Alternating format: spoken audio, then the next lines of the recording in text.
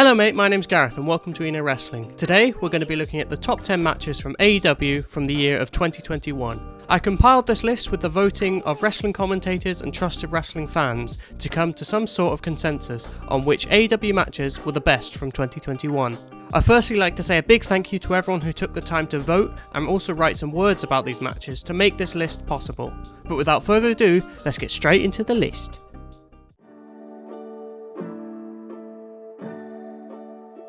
Coming in at number 10, we have Kenny Omega vs Rey Fenix, which was arguably the perfect TV wrestling match. It wasn't long, but it packed so much in with various mind-blowing sequences throughout. The level of creativity in this match was exactly what you'd expect from two of the most creative geniuses in wrestling, and yet you never knew what was coming next. It was interesting in this match to see Rey Fenix get more of the offense, Kenny Omega's first title defense as heel champion. Omega, however, had the more meaningful offense, dominating Fenix with strike downs and grapples as Rey danced and dived around to avoid Kenny's offense. The sheer number of reversals in this match really tell the story of why this match was so exciting, and the creativity involved in those reversals made it what it was. Caro from Wrestling said, Kenny Omega nailed his performance and showed everyone why he deserves to be the belt collector of wrestling. Rey Fenix is one of my favourite wrestlers and he more than proves his worth in this, a standout match.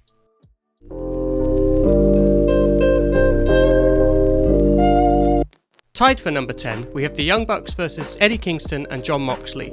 This was the perfect match to have on the first show with a full crowd in over a year. The detestable Bucks juxtaposed with the two guys in Eddie and Mox you love more than anyone. A classic and simple babyface versus heel story told masterfully.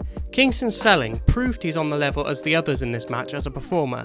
It was Eddie who really held it together, and his hot tag might be the highlight of this match. It was emotion in wrestling, personified and perfected. The match was very even despite a slight advantage for the Bucks, who did control the pace for most of this match with submissions and strikes. Eddie and Mox fought back with explosive offense however, utilising strike downs and grapples after reversing the Bucks' attack. The difference, ultimately, was those devastating BTE triggers at the end of the match, which was the only thing that could take Mox out. Sam from the AEW Match Guide podcast said, I've never seen a match more perfectly juxtapose the overwhelming power of top single stars with the importance of teamwork in tag wrestling.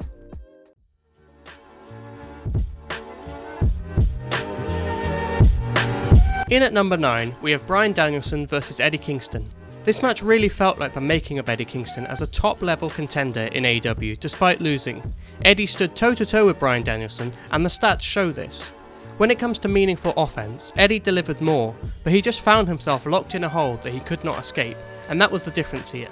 Despite losing, Eddie looked like a killer in defeat. This match is so hard to put into words. Andy Murray from What Culture does a much better job than I could, so I'm just going to repeat what he wrote. A flawless wrestling match. Danielson was the perfect opponent for Eddie, as he possesses traits Eddie will never develop. Bryan is clean, surgical, domineering. He knows counters to your counters to his counters. Kingston doesn't, but he's a defiant, never say die, gut it out motherfucker, and it's impossible to root against him, particularly when he stood opposite such a pure wrestling machine. No spot went harder this year than Kingston flipping a middle finger while passing out in Danielson's triangle choke. A phenomenal conclusion to the closest AEW has come to producing a classic King's Road war. Is that okay with you? Because it's not okay with me. At number 8, we have Minoru Suzuki vs Bryan Danielson. This was a match that any New Japan fan has seen 100 times, but in the best way. And yet, this was the first time we'd seen this matchup since 2004, and it was happening in an AEW ring on a YouTube buy-in show. Everything about it was so familiar and yet so strange at the same time. The crowd in the arena bought into it perfectly, and the talent did not disappoint on the fans' lust for violence. The stats for this match really do not tell the story. It was less about what these men could do and more about what they could stand to take, and that's ultimately what decided this match. Andy Murray from What Culture said, this felt mythical, almost dreamlike in its atmosphere. It was pure gladiatorial combat and theatrical without being gaudy. Two master craftsmen who commanded the room and both felt 10 feet tall, never doing too much, knowing that, in this setting, it was more important to do the little things right than overindulge.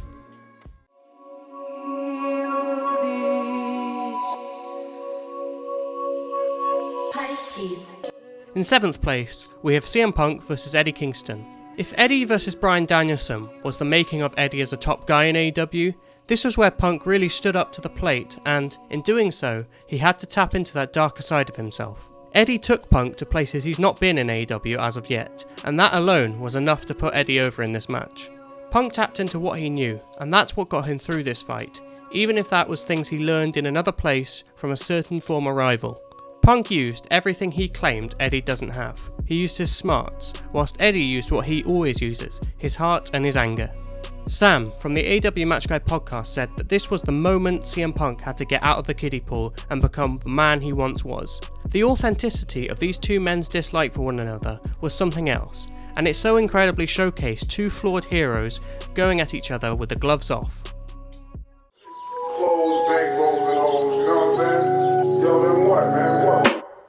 Coming in at number 6 is Darby Allin vs MJF. This was an excellent way of elevating two young guys and solidifying them both as legitimate stars without relying on a ready-made main event talent. This took the idea of the Pillars, established them and proved why that moniker had been given to them. This match was built around quick technical wrestling combined with big spots which were built to perfectly throughout the structure of the match. The fast-paced action is shown in the volume of reversals in this match, averaging almost 3 reversals per minute, along with various exchanges of quick pinning combinations. MJF dominated the match with big offense, but Darby's quickness and volume of strikes along with his reversals kept him in this match, forcing MJF to turn to that beautiful diamond ring. NK from the Wrestling's podcast said, MJF and Darby are two of the biggest homegrown stars in AEW and arguably the two most promising of the 4 pillars. MJF's in-ring skill can often be overlooked due to how entertaining he is as an on-screen character. However, in this match, MJF's skill as a wrestler is on full display. There are some excellent sequences between him and Darby throughout. This match captures the essence of both characters and tells a great story. It will be remembered for years to come and something that will also be referenced and called back to in the future.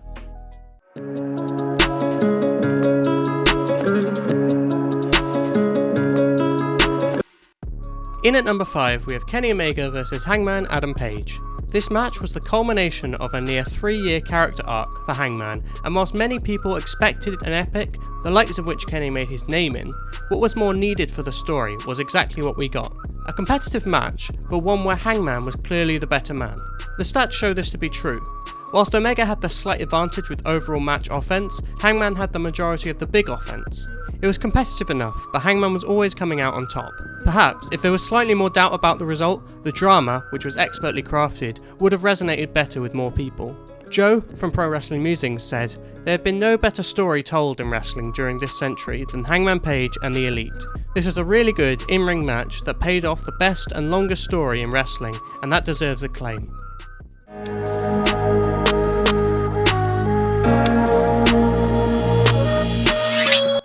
Brit Baker vs Thunderosa comes in at number 4. This match had a very hit and miss build, oftentimes completely neglected on Dynamite in the months it took to build. That, combined with a focus on name calling and mindless brawling, nobody could have expected what was to come. And what came is a true milestone moment in North American women's wrestling. But not only that, a fantastic hardcore wrestling match, which Mick Foley even gave the thumbs up to.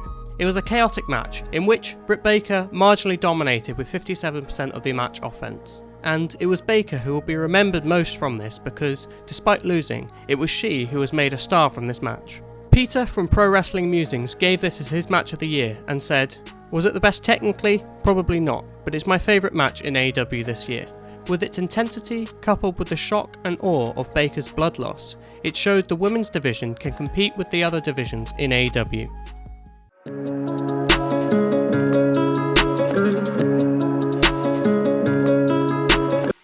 Entering the top 3, we have Hangman Adam Page defending his newly won AEW Championship against Bryan Danielson.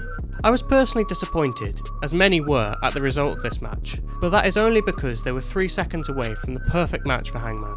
Don't get me wrong, a draw wasn't the wrong result, but this match would have been perfect with a conclusive finish. Bryan was extremely dominant, as we can see from the stats, having 66% of match offense and enacting 50 counts of big offense to Hangman's 33. Bryan also spent 8% of this match locking Hangman in submissions. All of this combined allowed Hangman to sell expertly throughout and garner incredible sympathy. And, despite throwing almost 100 fewer strikes than Bryan Danielson, Hangman managed more strike downs and double the grapples of Bryan. When Hangman did get offense in, he made it count. Andy Murray from What Culture said, "If there's any justice in the world, this match will be the making of Hangman Page." An incredible story, as Page grew in confidence and held his composure, cutting off his world-class opponent, shortening control periods with increased assertiveness, proving himself worthy of best-in-the-world consideration. Phenomenal selling on his behalf. Danielson, meanwhile, was an incredible dickhead ring general, whose confidence came close to shattering towards the end. Round 2 could be even better.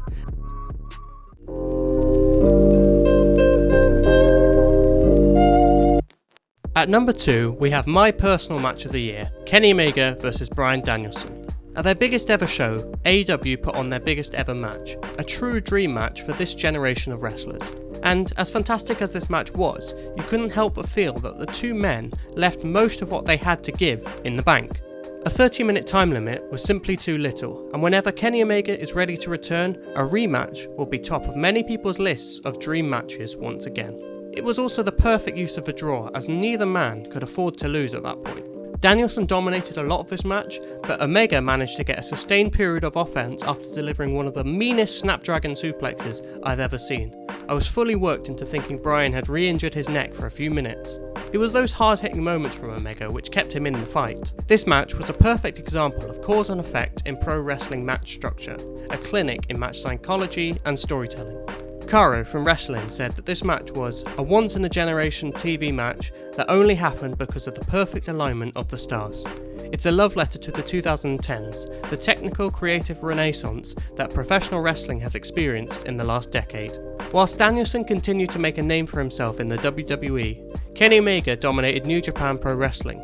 Their paths finally collided and they gave us the best wrestling match of the year and arguably the best AEW match of all time.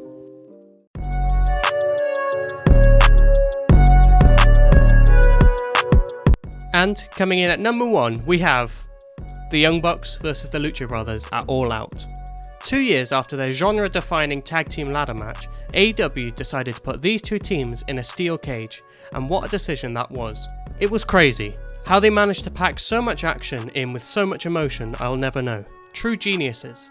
For my money, this is the best steel cage match of all time, as well as the best tornado tag team match ever.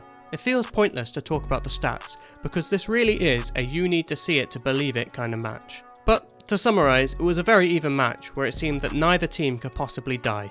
My favourite moment was Penta pushing his brother Phoenix out of the way of a super kick and eating it himself. A beautiful moment of characterisation from the two men in AEW who rarely display much character beyond their wrestling styles. Sam from the AEW Match Guide podcast said, "I will forever have the image of Penta's torn up, bloody mask smiling to his little girl in the crowd burned into my mind. The perfect ending to an incredible title reign from the Bucks." And Andy Murray from What Culture said that this was the popcorn match of the year, memorable spots and daring stunts, but with far too much animosity to make those thrills feel cheap. If your heart wasn't in your mouth for the duration of this, you might be the Tin Man. And here is the definitive list of the top 25 matches from AEW in 2021. Which were your favourites? Let me know down in the comments below. I'd like to say a massive thank you to everyone who contributed to making this list possible, and a special thank you to those who took the time to write comments about them. I will leave everyone's links down in the description. They're all lovely people, so I highly suggest you following them on social media and checking out their individual projects also. And a special thank you to Sam from the AEW Match Guide podcast. I got the idea for this list by essentially ripping off his entire podcast and putting it into list form, so cheers for that one, mate. Here's Sam to tell you all about the podcast in his own words. Take it away, you bloody ripper. Hi, Sam here from the AEW Match Guide podcast. Every week, alongside a special guest, I deep dive into one of the greatest matches in AEW history, as taken from the definitive AEW Match Guide, which I put together after Double or Nothing 2022, the second year anniversary of AEW's first ever event. My idea was to bring together a consensus of some of the best wrestling commentators on the internet via invite only, and create a definitive list of AEW's best matches. I was fortunate enough to receive over 30 responses from around the IWC, including your boy here, Gareth, and when compiled, it created an absolutely epic top 50 list. I'm planning on doing an updated version of the match guide after Double or Nothing 2022, but until then, it's my pleasure to contribute to this AEW Match of the Year video here on ELO Wrestling. If you like this video, you should absolutely check out Gareth's appearance on the Match Guide podcast, Episode 5, Brodie Lee vs. Jon Moxley. Thanks for having me here, mate. Thanks, Sam, and thank you so much for watching. If you enjoyed, why not slap a fat like on the video and subscribe whilst you're at it. See you soon. Cheers, mate.